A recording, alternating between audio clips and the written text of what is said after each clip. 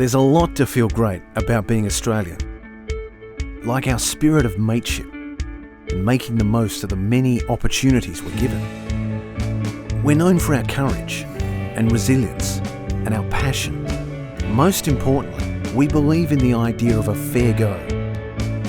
Not just having one, but also giving one in return. We are vibrant and distinct as one of the most diverse societies in the world.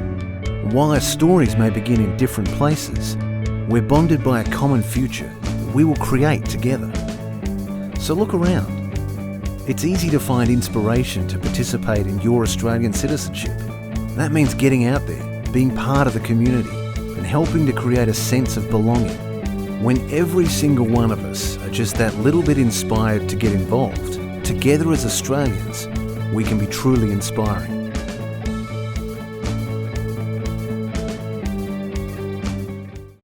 This is our first Inspiring Australians Lunch with Leaders for 2024. And my name's Morgan Lewis. I'm the CEO here at Auspire, the Australia Day Council of Western Australia. And it's my absolute pleasure, as always, to be your MC for today's event. I'm welcoming so many people joining us from all around Australia. And I am here in Perth, which is Whadjuk Noongar country. We're streaming from the beautiful grounds of the University of Western Australia, a place where our traditional custodians have met and gathered for thousands of years, caring for and nurturing country and, of course, ancient knowledge. So I take this opportunity to pay my respects to the Whadjuk Noongar peoples and indeed all First Nations, past, present and emerging leaders from around Australia, especially to any of you who may be joining us online today for this session. Now, you would have noticed we have muted everybody. We just want to do that to make sure that we are able to ensure that the sound is not interrupted when we get to start talking to our amazing, inspiring guest speakers today. If you do have any difficulty with anything and you need us to troubleshoot, please pop it in the chat function. There is a team here in the back end and we can help sort out any problems if you face those. And just a heads up to everybody, you would have noticed when you came into the session, we are recording today and we will provide access to the recording to all of you and any of those that couldn't make it, that did sign up after the session. Give us a couple of days and we'll have that ready to share. Okay, I think that we're pretty much ready to go. There's not much else housekeeping that needs to be done. So let's get into it, shall we? So we are here for International Women's Day in celebration of that tomorrow.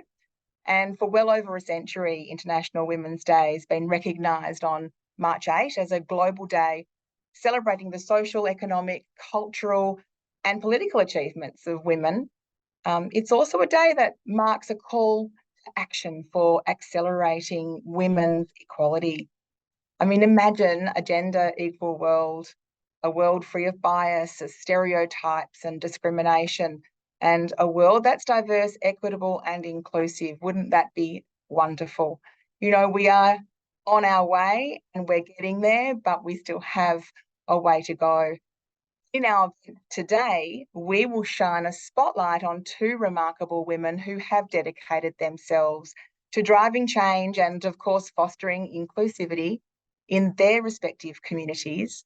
And their stories resonate really well with the essence of this year's International Women's Day theme, Inspiring Inclusion.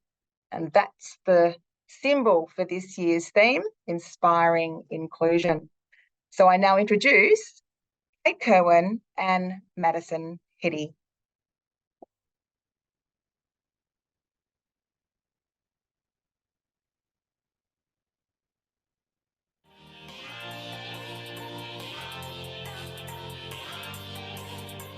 Madison Heady is a passionate advocate, educating the community on disability and the importance of inclusion.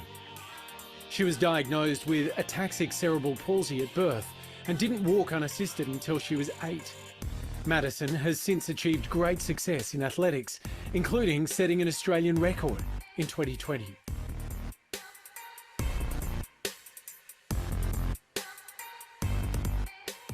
Kate Kirwin founded She Codes Australia in 2015 with the aim of teaching women coding skills and helping them enter technical careers.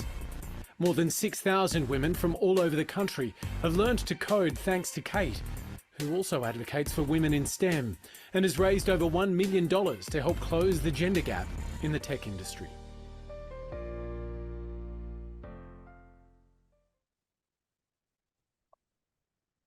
Welcome, Kate. Welcome, Madison. Thank you. Thank you so much for joining us today. Like all of our guests joining online, I am really looking forward to hearing more about your missions and the great stuff that you are both doing to inspire inclusion. Hashtag, we have to do that when we say that hashtag inspire inclusion in recognition of International Women's Day tomorrow. So yeah, welcome. Thanks for having us. Yeah, great. Now, I want to just get stuck straight in I've got so many questions and I'm sure you've got some really great answers to share with us and all of those watching us today online. Kate, can I start with you, please? Talk us through, share with us the inspiration behind establishing She Codes Australia. Talk us through that backstory, what, triggered or started you on this path and of wanting to be a leader, I suppose, empowering women in tech. Yeah, so it all started from curiosity.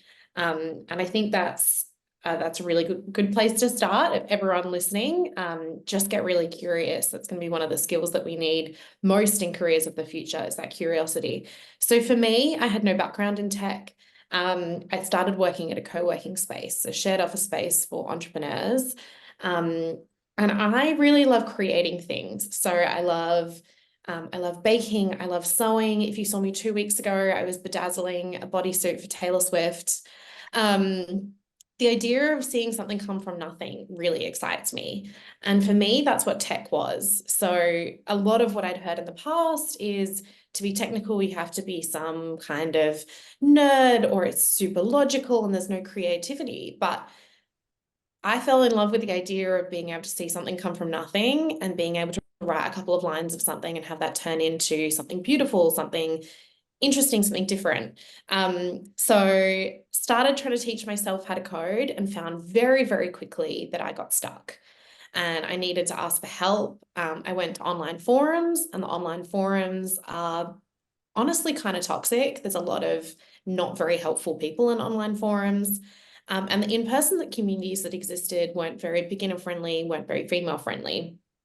So I really set about trying to solve my own problem of how do I get a bunch of women together that are all learning, and how do we all learn together? And then it's really snowballed from there into the more that I spent time in that industry, the more problems and barriers I kept encountering, and more women who were like me, who were like, actually, I do want to do this thing and it's fun.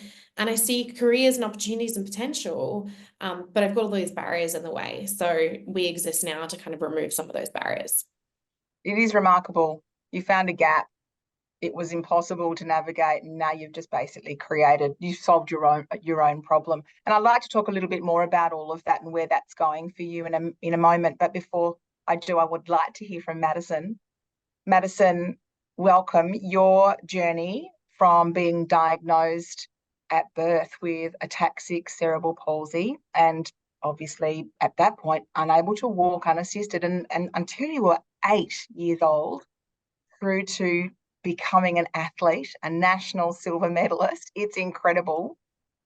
Tell us a bit more about those early transformative years, and who were those influences in your life that inspired your extraordinary achievement? Thank you. Yeah, obviously, when I was younger, I wasn't mobile. And because of that, I found that I was isolated from my peers. I couldn't really communicate, run around the playground with my peers, things like right. So I would probably have to say my parents, having CP, everything becomes difficult, even the smallest of tasks. So from a really young age, my parents have not only supported me, but also taught me valuable qualities like to be persistent, resilient, have strength, determination, and the courage to stand up for what's right and for what I believe in. Beautiful. I've met your mother and she is such a wonderful supporter. I think your biggest fan. Actually, no, I'm probably your biggest fan. She's the biggest fan. I'm somewhere in that queue too. Yeah. She's Yes, awesome. you are. Yes, you are. Okay, well, no favourites. Now, I do want to just, before we delve into your stories, I want to just quickly circle back. What was it like? What was the impact of being recognised as a WA Young Australian of the Year finalist for 2024? So, Maddie, you first. Has this recognition changed things for you? Definitely. It means the world to me as I've been able to do a couple of things. So I've been able to grow areas of my business, including creating a website. I've also been able to reach a variety of different audiences within the community, but it's also given me an opportunity to show people with disabilities what they are capable of and show them that they can strive high and achieve greatness. You know, I always say, see the ability and not the disability. And sometimes even we need to believe in our abilities. Too true. Even us able-bodied people probably need to take a little bit of advice from you. Very, very inspiring. Kate, you were not only a finalist, but you were named the category recipient. You went to Canberra, you met 7 other incredible young people doing extraordinary things. Was there a standout moment for you of that whole experience that you want to share with us? Yeah, definitely. And I totally echo what Madison was saying. I think for me, it's about recognizing what I've done, but also how do we give a platform to all women and tell the story that you can be anyone you want to be. You can be in tech, you can be an athlete, you can do those things and inspire that. And I think that's a really powerful message for all women to hear, particularly this week. But the story that I want to tell is actually right at the end. So for me, the best part of Canberra was meeting all of the other incredible people, particularly in my category, super biased, but we had a group chat before we'd even got to Canberra. I feel like I message Caitlin, the young Australian from ACT, almost daily, reflecting on things. We've got a whole Taylor Swift conversation going. But that bond that we built over the week was so strong that at the end, so we all had to prepare some notes of what we would say if we were the recipient. So everyone has written a speech. There's 8 speeches prepared and only 1 gets read out on the night. Most of those just go in the bin afterwards, or maybe if someone reuses them, but they don't get read out on a national stage. We decided as a cohort that on the bus, on the way to the awards night, we would read out our speeches to each other as if we had won. And it was just such a beautiful, amazing moment. We were reading them at like 10 times speed because we had, I don't know, 15 minutes to get across Canberra and 8 speeches to read. So we're reading them like lightning fast. And someone's parents were like, can you guys slow down a bit? We're like, no, we're on a mission. We've got to get all through all these speeches. But there was just something really wonderful about that. We're not competing with each other. We're with our peers and we're fearlessly supporting each other right up until the very last second, fearlessly supporting anyone on that bus could have won, and that would have been a really great result for everyone. And as far as I know, from what we've been told, that's never happened before on any category, on any bus. They haven't had the lightning fast round of reading out the speeches. So that was really special that we were part of, I don't know, making history. But also just that we got to share those moments and have that platform, even if it's for an audience of 15 rather than a few million, making sure that those words get heard and that story gets told. That story gets told. Well, there you go. The 2024 young category, trailblazers, all of you. There's the proof. Maddie, really interested to hear about some of the initiatives and the projects that you're currently involved in to promote disability awareness and inclusion. Can you tell us a little bit about some of that work that you're doing? As well as having my own business, I also work for the Active Foundation, consulting and developing programs around inclusion. And right now we are rolling out our inclusive education programs for teachers, parents, and students. Now these programs are presented by myself alongside a disability inclusion education consultant who has spent many years in the disability industry, including teaching me. And I hope that by working on and delivering these programs in conjunction with me telling my story, I can not only advocate, inspire, and encourage, but I can also teach people about the importance of inclusivity. I want to just go a little bit further on that. In your opinion, Madison, what are some practical steps? Just give us one or two that individuals and organisations can take to create more inclusive environments for people living with disability. Let's make it easy. Just give us a couple of really easy, low-hanging fruit ones. So there's several things you can do to make a business or a particular space more inclusive and more accessible. I find it really easy to ask yourself questions like, is the work that we do causing stress? Is there a way to recognize when staff are getting overwhelmed and need a break? And is there a way to manage this? What's also really helped me is staff and colleagues being approachable. Me being able to say, hey, this is what I need. Can you help me? And that staff member being able to listen, understand, and want to help me.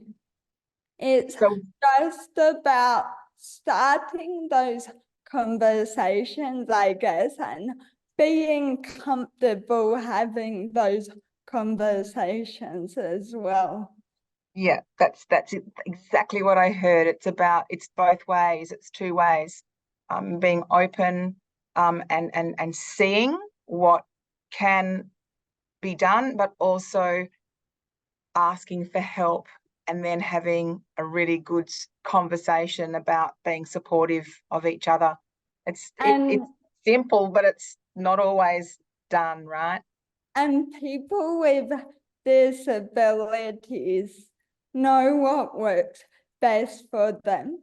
So if we start collaborating with them, we can make the world a better place, not just for the individual, but for the whole community.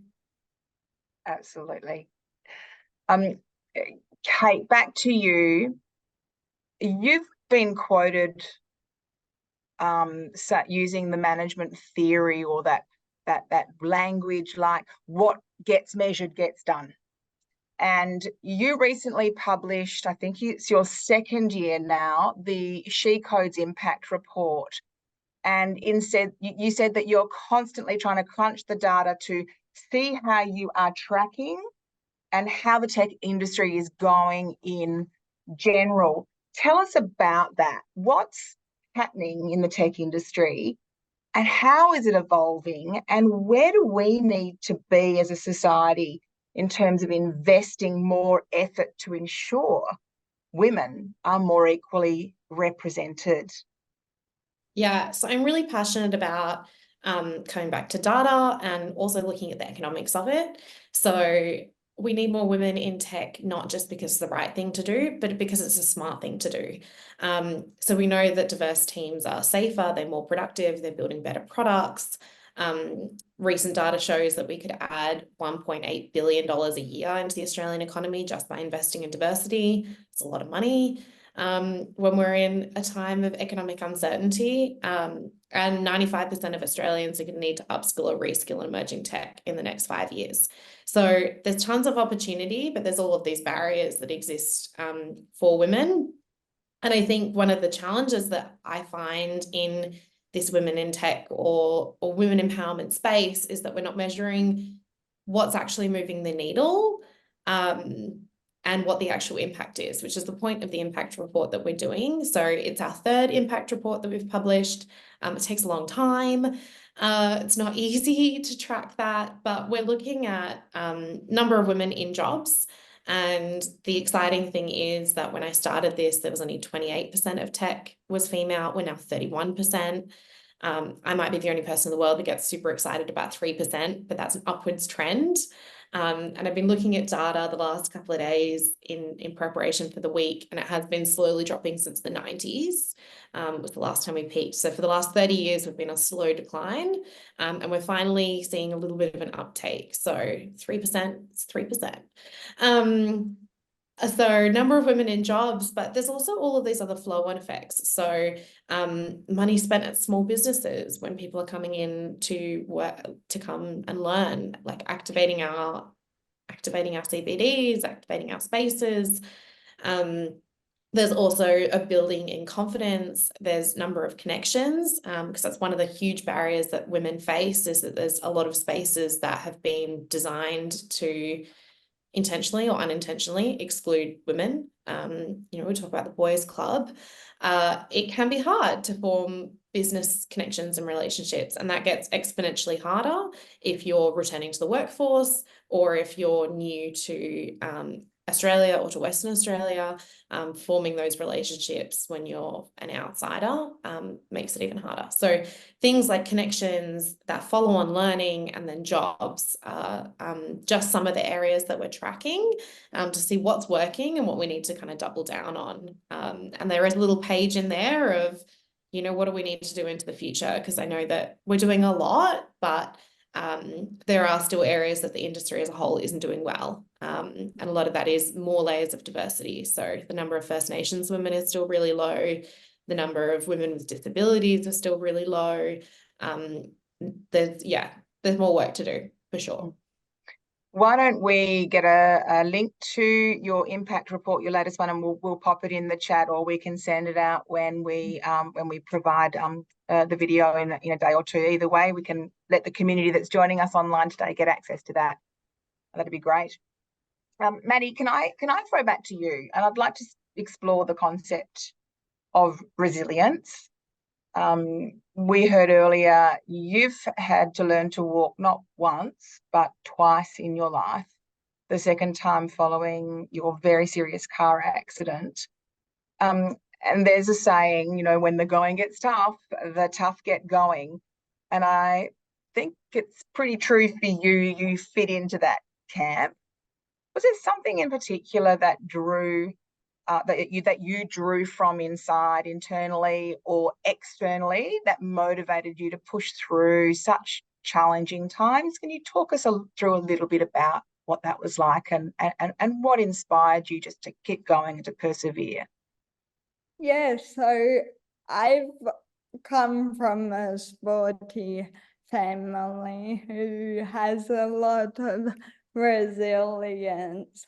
When I was first born, my parents were told I would never be able to roll over, let alone sit, walk, even run. And so the moment we found out that I had cerebral palsy, the moment I was diagnosed, my parents, without any hesitation, threw me straight into every therapy under the sun. I hated every second of it, but I guess that's the fundamental of that teaching of resilience and never give up attitude. I guess that's where I get it all from, because there were times when I just didn't want to go. I quite often talk about it with my mum. She said, you know, you were a nightmare some days trying to get off to therapy, but it installed resilience into me. And so I guess when I had that car accident, I didn't know anything different but to get up and fight, because I knew what that freedom felt like, and I desperately wanted to try and get that back. Yeah, that's nothing like the power of knowing what you've had, and it's not until you lose it that Yes. you realize that that was so important to me.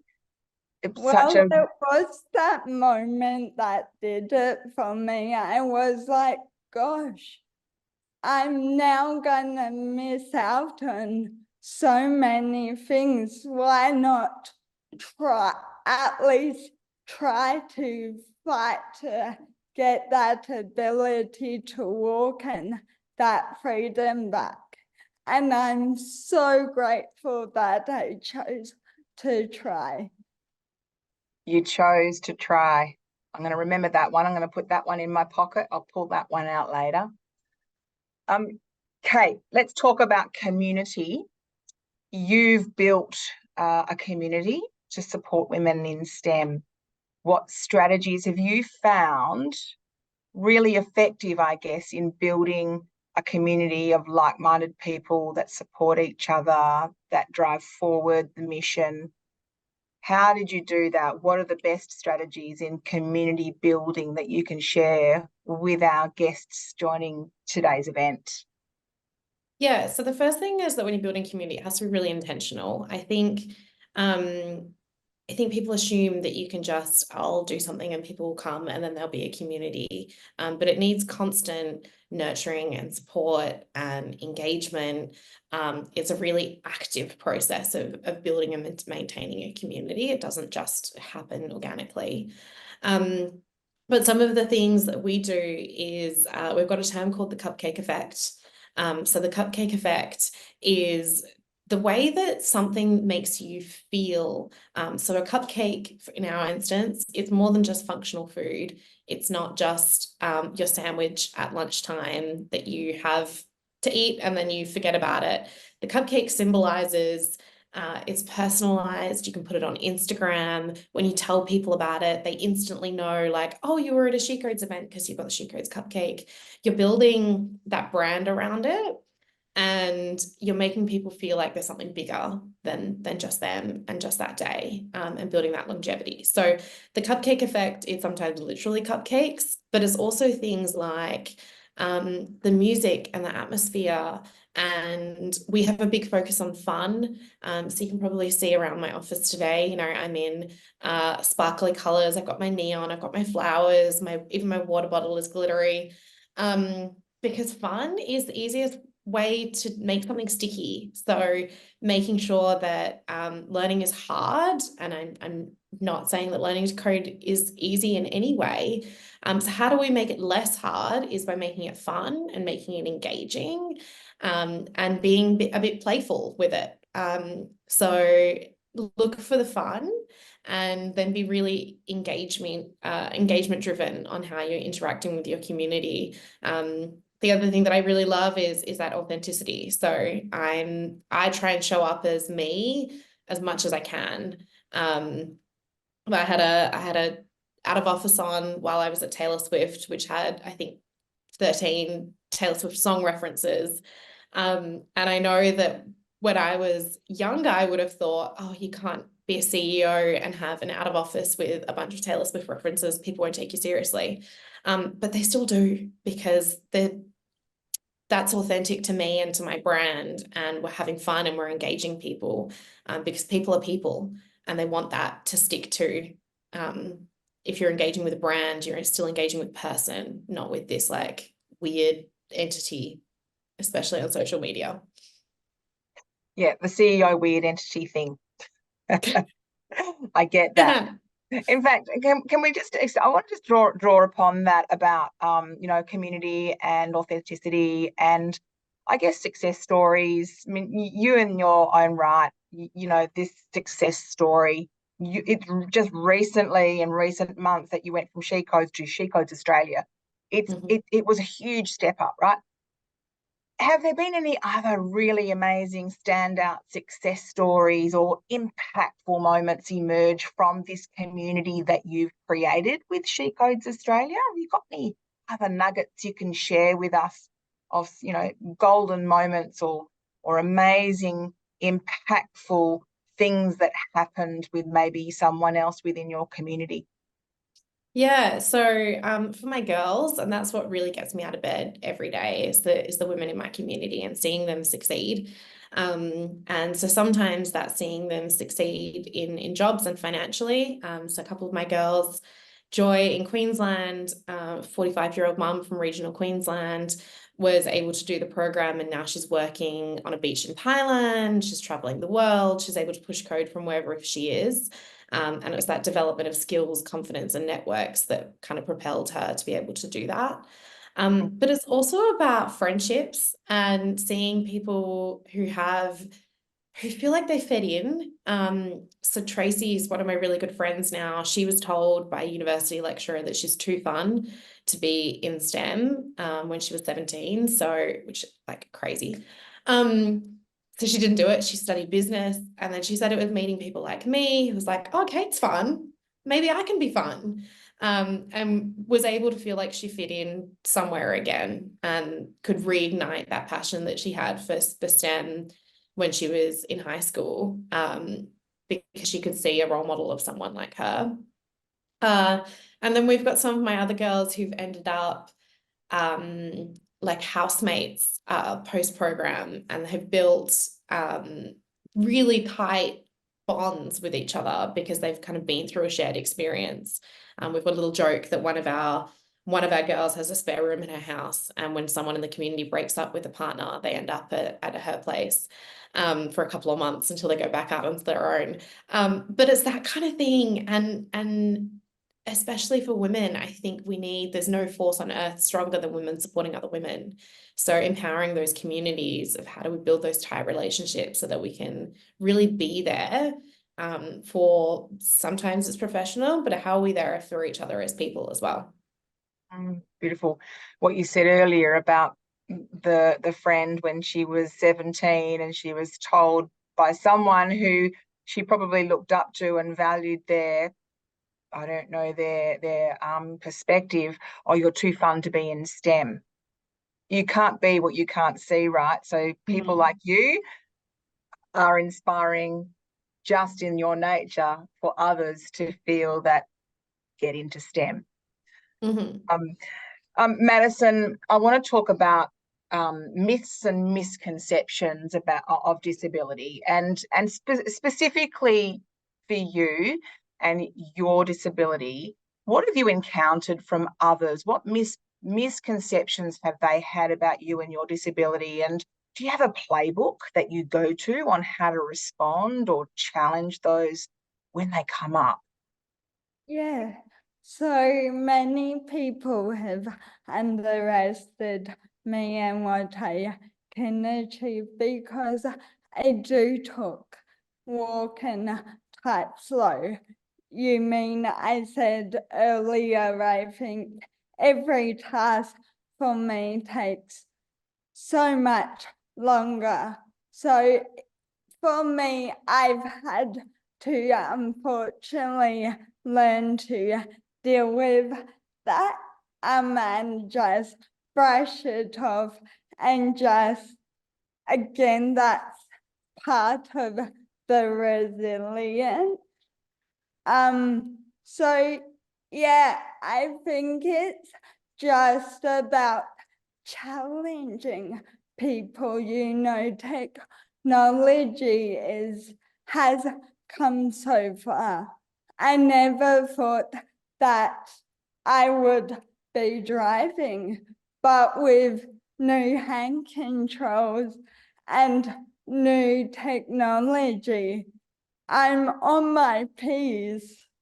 In fact, in the last few months of my P's, and I use voice commands, and it's really cool to see all these items, devices, technology challenging the way people see me. And I hope that it continues to be, because there's always a way around things or to do things differently.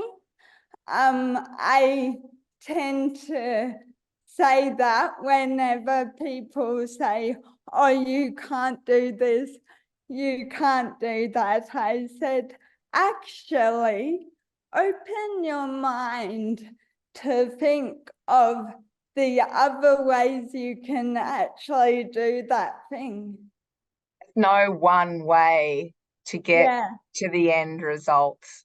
Yeah, that's really great.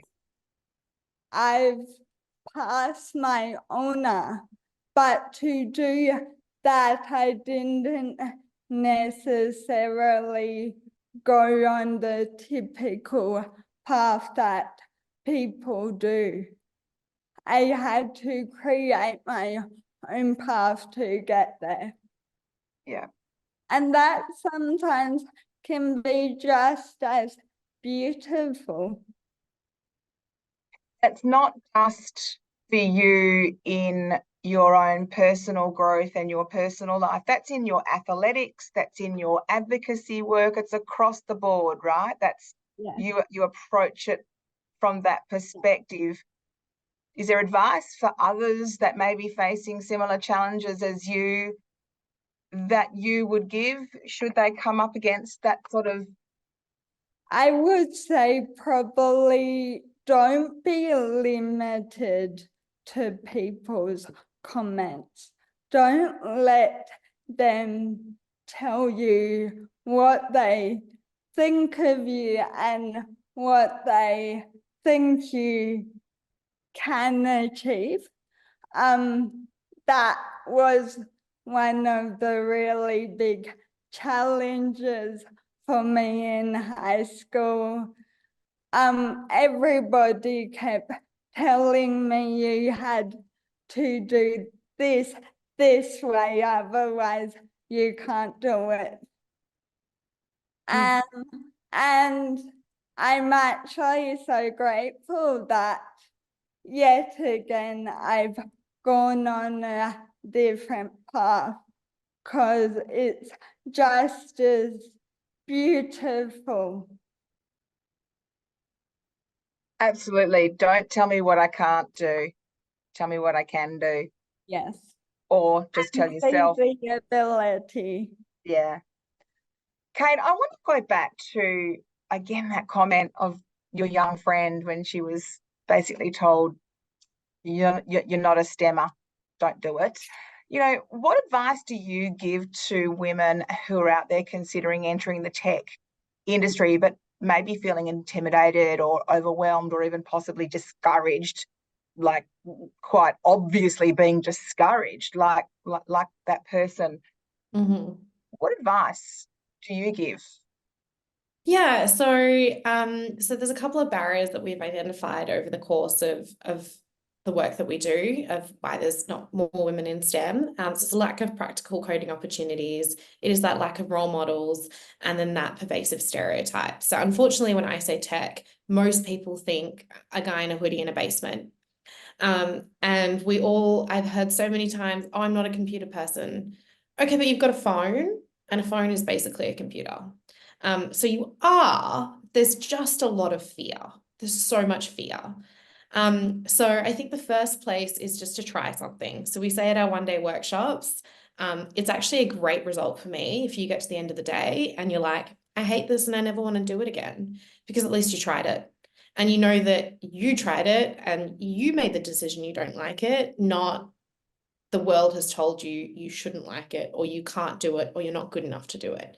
So I think it's trying, and then trying to find the community of people that you fit in with. So yeah, for Tracy, it was coming to me. It was Women in Tech WA. It was meeting a bunch of role models and peers for her, that made her feel like, oh, actually, maybe this is a place that I can fit in, and then I can figure out what my next step forward is. But if you're hanging out in the same communities and they're not helpful and they're not giving you the things that you need, there are other communities out there that are for you. And I know that not everyone is for me, right? Like, I'm not going to solve everyone's needs in my community either.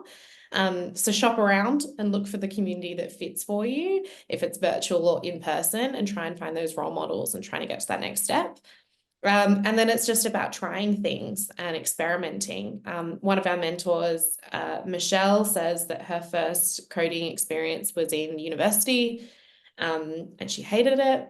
And then she's now works for Microsoft, and she loves Python. And she just, the first language she learned just didn't gel with her. But now she's tried another thing and she's like, oh, actually, this is the place for me. So I think it is about curiosity. It's about trying things and then finding that really supportive network that you can ask for help, and that won't like laugh at you and tell you you're stupid. They will encourage you and support you physically and emotionally while you figure out what your next step forward is.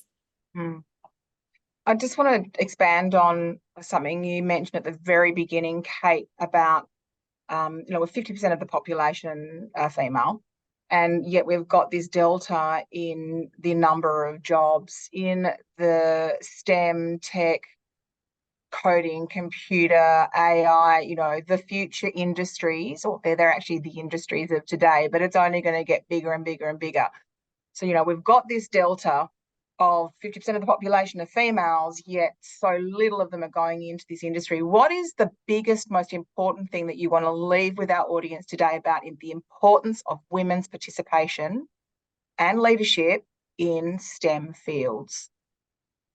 Yeah, so I'm really passionate about how we can rebrand tech, is getting rid of that notion of a guy in a hoodie in a basement. So I want everyone, the 162 people that I can see on this call right now, I want you to delete that idea from your brain that you have to be a guy in a hoodie in a basement to be in tech.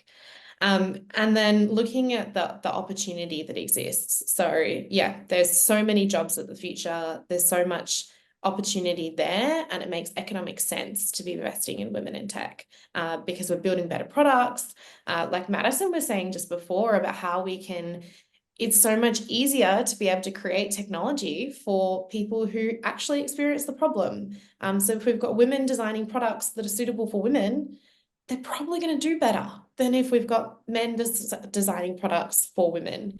And we are big customers. A lot of household decisions are made by women. So that's a lot of the impetus of why we need to do this. And with AI and data sets that we've got coming up, we need to be part of that conversation. So we've got better algorithms making better choices that are more representative of real life.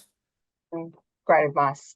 Maddie, I want to ask you, looking ahead, you're full of aspiration, I know you are, but what are a couple of the goals for the future for you personally and professionally? Well, I have two main goals. My first is to continue on this journey and to just open people's minds and to challenge them to change their perception on disability. There's so many misconceptions like we've talked about, and so many negative connotations that surround disability. And I'm here to hopefully flip the script and to tell people to see the ability. For me personally, I would like, as an athlete, to get to the Paralympics someday. I reckon that would just be amazing atmosphere and experience to really experience. That would be awesome. So which one are you targeting, Maddie? Well, I'm going to get reclassified for a new event. And this event is actually in the Olympics. So hopefully I can advocate and find my way there. We'll all be cheering you from the sidelines, that's for sure. Thank I you. want to, I can see we're running close to time, and I just wanted to bring the discussion, the conversation today back to International Women's Day and the theme, inspiring inclusion. And I'm going to ask you both to give us your final thoughts on how each of you believe fostering a culture of inclusion benefits not only women, but society as a whole. Kate, do you want to go first? Yeah, so yeah, we've already talked about that we're making better products, better decisions. But also investing in diversity doesn't just help women, it helps men that don't fit in the stylized idea of what it means to be male as well. So there's a lot of people that I work with in my community, and they're like male mentors who are like, I just don't really fit in there. Where's the space that is more inclusive for all of us? So I think that's the narrative shift that we need to be doing. And it is my pet peeve on International Women's Day that we've got a whole heap of women in a room, and there's no men, because they really need to be those allies and be part of that conversation. Because it is like, it should be something that's fixing a bunch of problems for everyone. 50% of the population. It will. And Maddie, any thoughts from you how fostering a culture of inclusion benefits not just women, but society as a whole? I reckon we should change the women supporting women to everyone supporting everyone. I believe that if we are more open with each other, we are more creative, more open to the possibility, and then this creates a better understanding and nurturing environment, not just for women, for everyone. We shouldn't see each other as competitors or rivals. We should be working together to help each other succeed. That is such a perfect way to land. I am so thrilled we had this chat today. It's been enormously inspiring. I can't thank you both enough. In fact, let's show our support for you two amazing thought leaders. Everyone who's on the call, we're going to get you to show us your Inspire Inclusion heart symbol. And maybe team, at my end, let's take the mute off so everyone who's joining us can give our amazing speakers a round of applause. Excellent. Thank you. Thank you. Thank you. Thank you so much. Thank you so much. This Yay. Inspiring Australians Lunch with Leaders online series, it's just one of the many initiatives that our small team here at Auspire curates and delivers all year round, particularly with our Australian of the Year alumni. We work with the corporate sector, schools, local communities, and of course individuals to promote inclusion, social cohesion, leadership in civics and citizenship. We've got capacity building training and workshops, and I encourage all of our guests today, please jump on our website and see the full suite of our programs and reach out to any of the people in the team here if you wish to host a workshop or do some training with your team, or just to find out more about sessions like this that we've got coming up both online and in person with some of our extraordinary awards alumni. And in fact, that's a really great segue on the awards piece. We have a saying here, one nomination is all it takes. So I urge you all to look around your networks and identify those who inspire you through the work they do or the cause they champion, and nominate them for the 2025 Australian of the Year Awards, because nominations are now open online at australianoftheyear.org.au. My team here at Auspire is more than happy to assist anyone that wants some help navigating the nominations process, but it is really, really easy. We are here to help if you need the assistance. So yes, make sure you nominate. And then just in closing, if you wouldn't mind, you'll see a QR code on the screen, unless we've just had that up. If you could scan that and respond to a short survey, just give some feedback. Here it is. We always welcome feedback after these sorts of sessions, so please do take a couple of minutes to take the short survey. That's it. I'm going to close it out. Madison and Kate, thank you so much again, not only for your passion, but your unwavering sense of purpose. And on behalf of all of our guests today, we wish you all the best with your upcoming plans. Go the Olympics. And of course, Kate, with the expansion of She Codes Australia nationally, it is just fabulous, and we really will all be watching this space. I also just want to say thank you to our wonderful community partner here, UWA, the University of Western Australia, for hosting us on campus here in Crawley. And finally, to our wonderful audience, thank you for joining us today. So many familiar faces have come back for this session. We hope to see you again at another session soon.